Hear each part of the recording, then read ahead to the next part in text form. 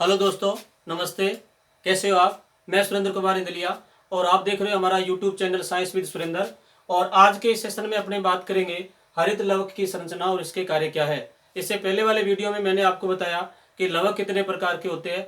लवक मैंने आपको बताया 3 प्रकार के होते हैं, एक तो अवर्णी, वर्णी और हरित लवक। तो आज मैं आपको इस वीडियो में बताऊंगा कि हरित लवक की संरचना कैसी होती है, इसके कार्य क्या है। अब अपने बात करेंगे थोड़ी सी इसकी सामान्य जानकारी हरित लव की, कि इसकी खोज किसने की, इसकी संख्या कितनी है, आकृति कैसी होती है। तो कुछ मैंने यहाँ पर बातें लिखी है बोर्ड पर। देखिए, इसका जो खोज करता है वो है सिम्पर नाम का वैज्ञानिक। कौन है? सिम्पर नामक वैज्ञानिक ने सबसे पहले इसको 1865 में खोजा था। आपको बता दें कि ये जो हरित लवक है दोहरी झिल्ली युक्त कोशिकांग होता है और यूकेरियोटिक कोशिका में पाया जाता है। प्रोकैरियोटिक कोशिका में ये कोशिकांग नहीं पाया जाता। और आगे चलती है, दूसरा है इसकी उपस्थिति। क्या है? उपस्थिति मैंने यहाँ लिखी है उपस्थिति, यानी ये कहाँ मिलता है? तो यह मिलता है पर्ण मध्योतक। कहाँ मिलता है? पर्ण मध्योतक यानी पत्ती में, और पर्ण मध्योतक व हरित ऊतक में। कहाँ मिलता है? हरित ऊतक में उपस्थित होता है। तो 2 नंबर बात भी यहाँ क्लियर हो जाती है कि इसकी खोज जो है सिम्पर 1865 में की सिम्पर ने, और उपस्थिति यानी पर्ण मध्योतक और हरित ऊतक में ये मिलता है। उसके बाद में आती है, यहाँ पर मैंने लिखा है संख्या, यानी हरित ऊतक की संख्या की बात करें तो मैं आपको बता दूं कि शैवाल जो कोशिकाएं हैं, यानी अल्प विकसित श्रेणी के जो पादप है, यानी शैवाल में अधिकतर बात करें तो हरित लव की संख्या होती है 1। कितनी होती है? 1 हरित लवक होता है। कितना? 1 हरित लवक होता है अधिकांशतः। लेकिन बात करें अपने उच्च श्रेणी के पादपों की, किसकी बात करें? उच्च श्रेणी के पादप। तो उच्च श्रेणी के पादप में इनकी जो संख्या है वो होती है 20 से 25 तक हो सकती है। 20 से 25 तक हो सकती है। नेक्स्ट चलते हैं। नेक्स्ट मैंने यहां लिखा है आकृति। आकृति की बात की जाए तो देखो, यह जो आकृति है उच्च श्रेणी के पादपों में, इसकी जो आकृति देखें तो यह गोलाकार हो सकता है। गोलाकार, जैसे आप देख रहे हो ये अंडाकार, अंडाकार, दीर्घ वृत्ताकार, दीर्घ वृत्ताकार हो सकता है। लेकिन शैवालों की बात करें, कुछ शैवाल जैसे मैं यहां लिख रहा हूं, जैसे यूलोथ्रिक्स है। क्या है? यूलोथ्रिक्स जो शैवाल है, यूलोथ्रिक्स में इसकी जो आकृति होती है वो होती है परवलयाकार। कैसी होती है? परवलयाकार आकृति होती है। इसके अलावा 2 नंबर शैवाल जैसे स्पाइरोगायरा की बात करते हैं अपने, स्पाइरोगायरा है, स्पाइरोगायरा। तो स्पाइरोगायरा में इसकी संख्या जो है वो अपने पट्टीकार होती है। कैसी होती है? पट्टीकार।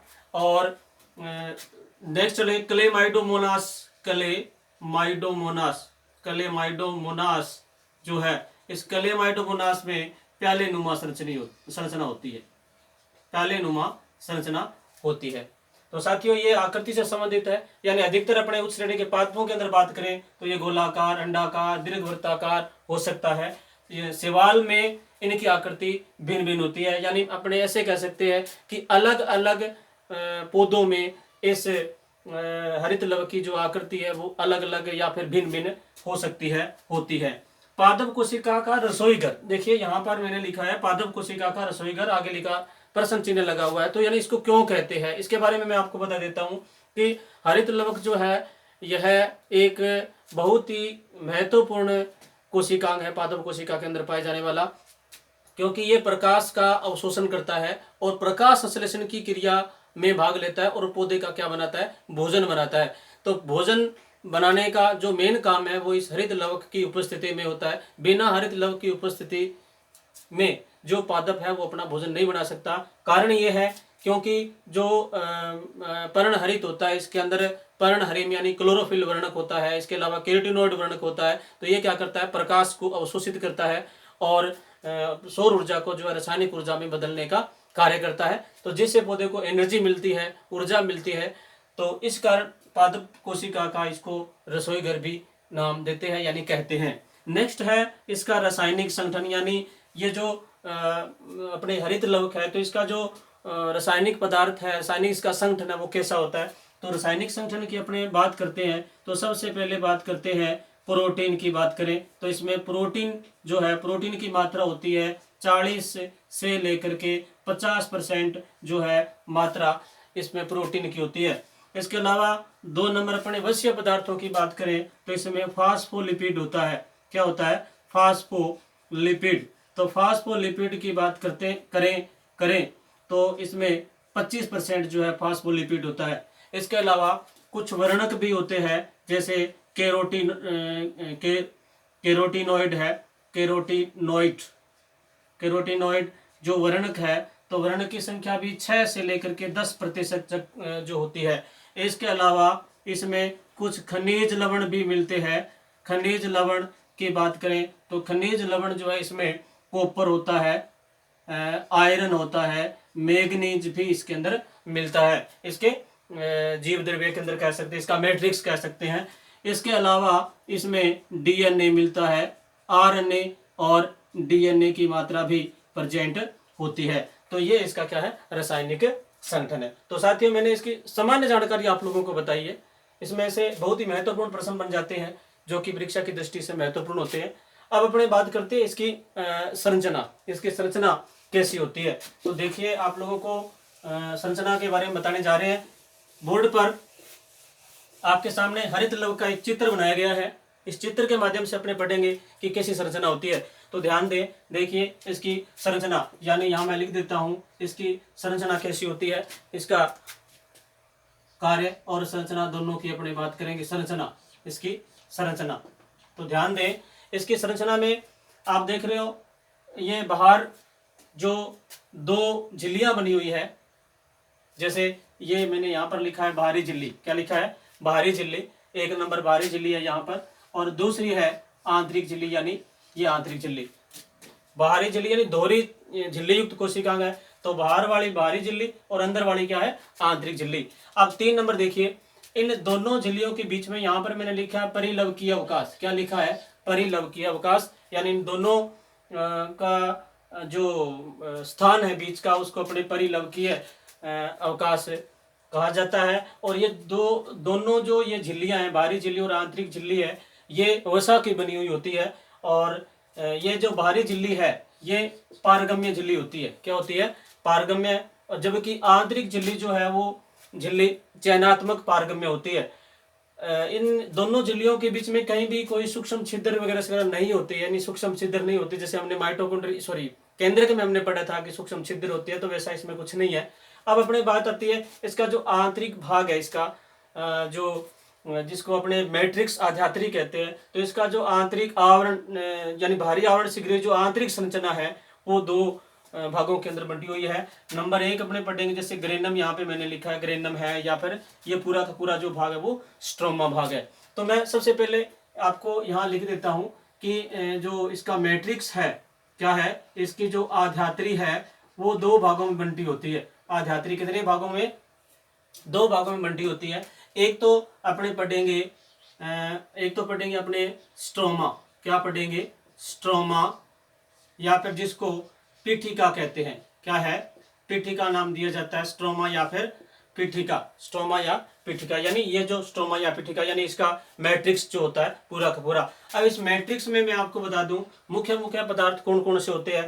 तो इसमें विषमांगी प्रोटीन युक्त द्रव्य होता है, प्रोटीन विषमांगी द्रव होता है इसमें। और इसमें 70 राइबोसोम पाए जाते हैं, यानी इसमें कौन कौन से पदार्थ होते हैं? तो राइबोसोम होते हैं 70 प्रकार के। इसके अलावा मंड कण पाया जाता है, इसके अलावा मंड कण होता है। इसके अलावा राइबोसोम के कण मैंने आपको बता दिया, मंड कण होते हैं। इसके अलावा सिंगल स्टैंडर्ड डीएनए जो है उपस्थित होता है। और फास्फोलिपिड, जैसे मैंने आपको पहले भी बताया रासायनिक संगठन में, फास्फोलिपिड यानी वसीय पदार्थ, वसा के कण जो है वो इसमें प्रेजेंट होते हैं, फास्फोलिपिड है। स्ट्रोमा भाग में राइबोसोम, 17 राइबोसोम, मंडकण, सिंगल स्टैंडर्ड आरएनए यानी एक रज्जु की डीएनए, फास्फोलिपिड, और ये जो पूरा का पूरा पदार्थ भरा होता है जिसको अपने आध्यात्री कहते हैं। तो आध्यात्री जो है ये 2 भागों में बंटी होती है। कितने भागों में बंटा हुआ भाग है ये? 2 भागों में। एक तो है स्ट्रोमा, दूसरा अपने पढ़ेंगे यहाँ पर अपने पढ़ेंगे ग्रेना। क्या पढ़ेंगे? ग्रेना। स्ट्रोमा या पीठिका, ग्रेना, दूसरा पार्ट्स। तो ग्रेना में आप यहाँ देख रही हो, देखिए ये संरचनाएं आपको दिखाई दे रही होगी, इस स्ट्रोमा पार्ट्स के अंदर है। यानी हरित लव का आंतरिक भाग जो है वो दो भागों के अंदर बंटा हुआ होता है। पहला हमने पढ़ा है स्ट्रोमा, दूसरा अपने पढ़ने जा रही है ग्रेना।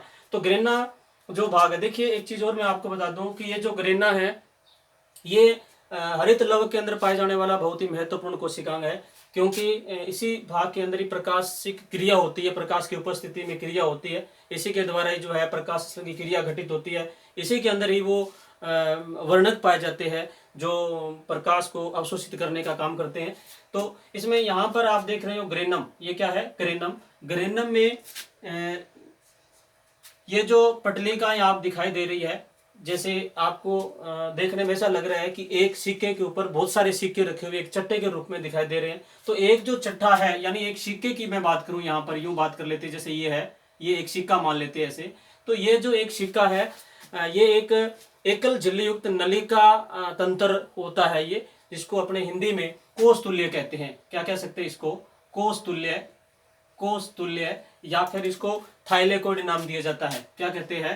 थाइलेकोइड नाम देते हैं। क्या नाम देते हैं? थाइलेकोइड।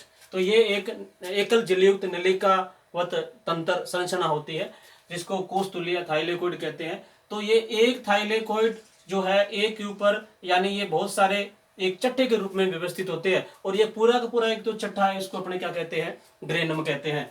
ठीक है, तो इसे अपने ऐसे कह सकते हैं कि ग्रेनम की एक इकाई की अपने बात करें तो वो क्या है?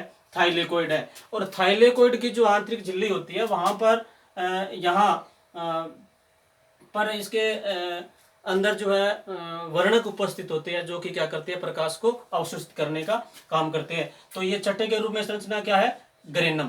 अब देखो, एक ग्रेनम, दो ग्रेनम, दोनों ग्रेनम के बीच में इनको जोड़ने वाली ये पट्टिका है, ये पट्टिका, इसको नाम दिया गया स्ट्रोमा पटलिका। क्या नाम देते हैं? स्ट्रोमा पटलिका। तो एक ग्रेनम जो है इसमें थाइलेकोइड की अपने संख्या की बात करें, यहां मैं लिख रहा हूं, एक ग्रेनम में 100 से ज्यादा थाइलेकोइड हो सकते हैं। कितने थाइलेकोइड उपस्थित होते हैं इस एक में? अब देखिए, इस हरित लव के आंतरिक भाग में granum granum granum granum granum, तो इस ग्रेनम की संख्या कितनी हो सकती है? तो मैं यहां लिख रहा हूं, हरित लवक में ग्रेनम की संख्या, ग्रेनम की संख्या की बात की जाए तो ये हो सकती है आपकी 40 से 60 ग्रेनम हो सकती है। क्या हो सकती है? 40 से 60 ग्रेनम।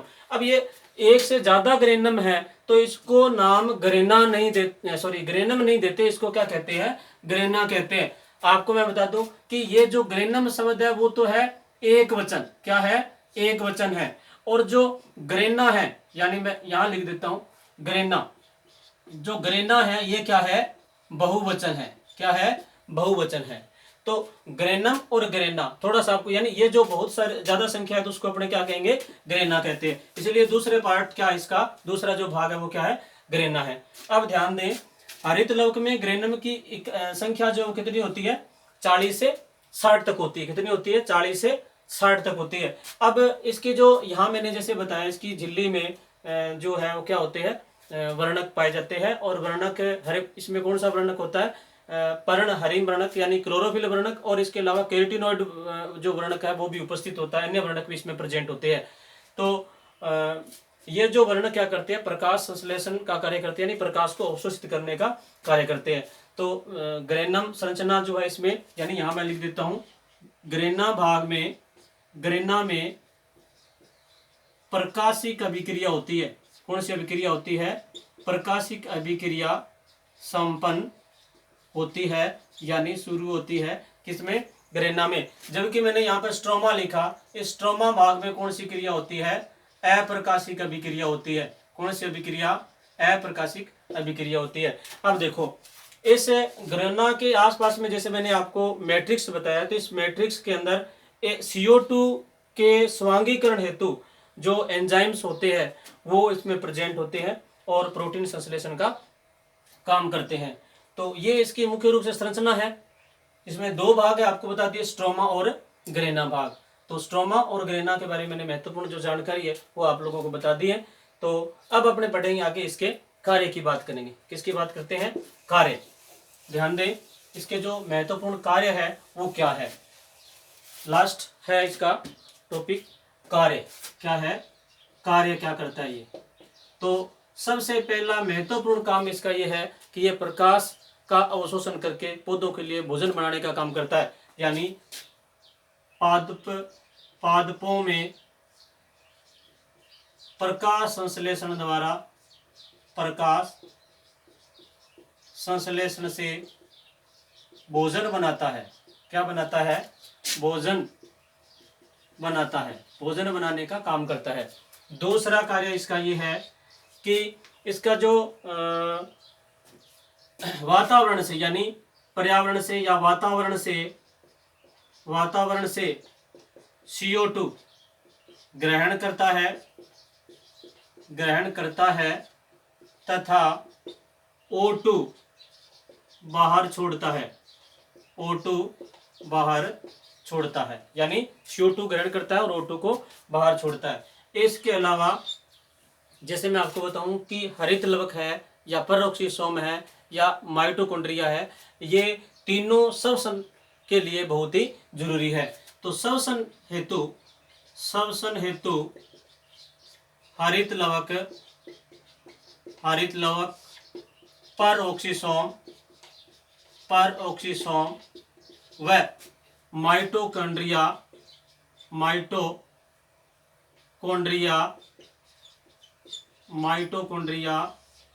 तीनों आवश्यक है। तीनों क्या है? बहुत ही जरूरी है। नेक्स्ट अपने बात करें तो ये जो हरित लवक है, इसके ग्रेना भाग में, हरित लवक में ग्रेना में, हरित लवक के जो ग्रेना भाग है इसमें प्रकाशिक अभिक्रिया होती है। प्रकाशिक अभिक्रिया होती है, जबकि स्ट्रोमा में अप्रकाशिक अभिक्रिया होती है। अप्रकाशिक अभिक्रिया होती है। नेक्स्ट इसके कार्य की अपने बात कर लेते हैं। नेक्स्ट इसका जो काम है वो ये है कि यह NADPH2 बनाता है तथा O2 का विमोचन करता है। और कार्य की अपने बात करें तो ऐसे कह सकते हैं कि यह प्रकाश को अवशोषण करने का कार्य भी करता है। प्रकाश का अवशोषण करता है। प्रकाश अवशोषण का काम भी हरित लवक करता है। यानी प्रकाश अवशोषण का कार्य करता है, प्रकाश संश्लेषण की क्रिया में भी यह भाग लेता है। तो ये तो मैंने बता ही दिया, जैसे यहाँ पर ऊपर बता दिया 1 नंबर में कि पादपों में प्रकाश संश्लेषण से भोजन बनाता है। तो मुख्य रूप से हरित लवक जो है पादपों में प्रकाश संश्लेषण का कार्य करता है और वातावरण से CO2 को ग्रहण करता है, O2 को बाहर निकालने का काम करता है। श्वसन हेतु जो है हरित लवक बहुत ही महत्वपूर्ण कोशिकांग है, स्थल है। हरित लवक में ग्रेना जो भाग है इसमें प्रकाशिक अभिक्रिया होती है, जबकि स्ट्रोमा जो भाग है उसमें अप्रकाशिक अभिक्रिया होती है। यानी CO2 के स्वांगीकरण हेतु इसके मैट्रिक्स में जो है एंजाइम्स पाए जाते हैं और पौधा अपना जो है इसके माध्यम से भोजन बनाता है। प्रकाश संश्लेषण जो क्रिया होती है वो मैं आपको बता दूं कि इसमें 4 घटक होते हैं। हरित लवक पत्ती में पाया जाने वाला, और वायुमंडल से मिलने वाले CO2, सूर्य का प्रकाश, और जो हम पौधे को पानी देते हैं। तो इन 4 घटकों की उपस्थिति में पौधा अपना भोजन बनाता है, जिसको अपने फोटोसिंथेसिस या फिर प्रकाश संश्लेषण अभिक्रिया कहते हैं। अब मैं थोड़ी सी बात आपको एक और बता दूं यहाँ पर कि पाइरेनोइड क्या होता है। पाइरेनोइड्स